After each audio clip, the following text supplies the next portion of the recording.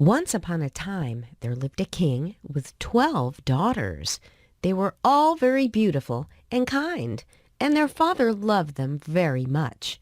Every night, the king would send them to sleep in their bedroom, which had 12 beds in it. He would kiss them good night and lock their door to keep them safe inside. However, every morning the king would be puzzled to find that each of his daughters needed new shoes. "Our shoes have holes in," they would chorus as he unlocked their bedroom door. The king was fed up buying 12 new pairs of shoes every morning, so he put a message out to the whole of the kingdom. "Whoever can find out what's happening to my daughter's shoes during the night can marry whichever one he chooses. Each man who attempts this can stay in the castle for 3 nights. If, after those 3 nights, the secret hasn't been revealed, that man shall be banished into the desert." Many men lined up to take the challenge. Each man would stay in the castle for 3 nights inside the princess's bedroom.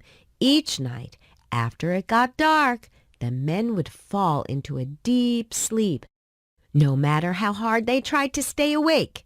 Each morning, the shoes had fresh holes. There was a poor soldier who thought himself too old and stupid to take the challenge. However, one day he was hiking near the castle and met an old hag on his path. She was very frail, so he shared his food and water with her. After she had eaten her fill, the hag said, "I would like to repay your kindness, sir. I have some advice for you. Go to the castle and accept the king's challenge. Do not drink the water they offer you, and when the clock strikes 12, put on this cloak." She handed him a broad piece of cloth made of silver, shimmering thread. "It will make you invisible to any person's eyes." The soldier took the old woman's advice and walked up to the castle. Like those who had tried before him, he was given fine clothes and hearty food. At bedtime, he was escorted to the princess's bedroom. As he laid his head down, the youngest princess brought him a goblet of water to drink.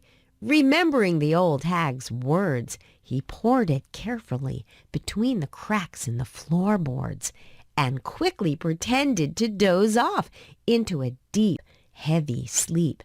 The 12 princesses soon heard him snoring and giggled to each other. Quietly, they jumped out of their own beds and dressed in their finest ball gowns, which were every color of the rainbow. They tied on their new shoes. The soldier watched cautiously out of the corner of his eye as the oldest princess knocked on her bedpost. It sank into the floor to reveal a narrow trap door.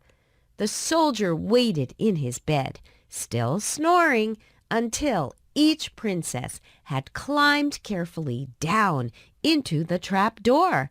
Then, as the clock struck midnight, he placed the old woman's cloak around him and followed them. He followed them down many, many rungs of a long wooden ladder. Eventually, he hit solid ground and followed the princesses down a dark hallway. They emerged onto a splendid golden walkway lined with rows of trees and tall streetlights.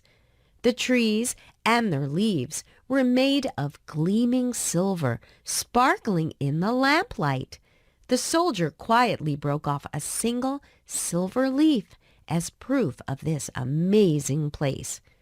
2 more walkways followed, one with trees of gold and another with trees of diamond. The soldier reached out and snapped off one leaf of gold and one of hard diamond.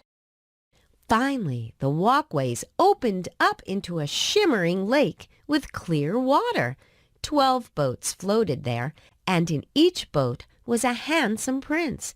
Each princess climbed into a different boat, and the princes began to row them over the sparkling water towards a beautiful white stone palace that stood in the distance. The soldier sneaked into the last boat to leave the shoreline. The rowing prince said, "The boat seems to be much heavier tonight," almost as though 2 people were in it. The princess in the boat laughed, thinking he was joking. When all the boats had reached the White Palace, the couples went inside. Music swelled from the palace's ballroom with trumpets, drums, pianos, and guitars, playing endless jazzy tunes. The princesses danced and danced to the music, stopping only to applaud the band. The invisible soldier danced too, enjoying the music and amazing footwork of the beautiful girls. They danced there until past 4 o'clock in the morning. As they walked back to their boats to row home, their shoes were in pieces around their feet. The princesses journeyed back through the walkways and up the ladder, with the soldier following quietly behind. He leapt ahead of them as they climbed back into their bedroom and slipped silently into bed. The 12 sleepy princesses laughed softly at him. They took off their colorful gowns and put their shoes back under their beds.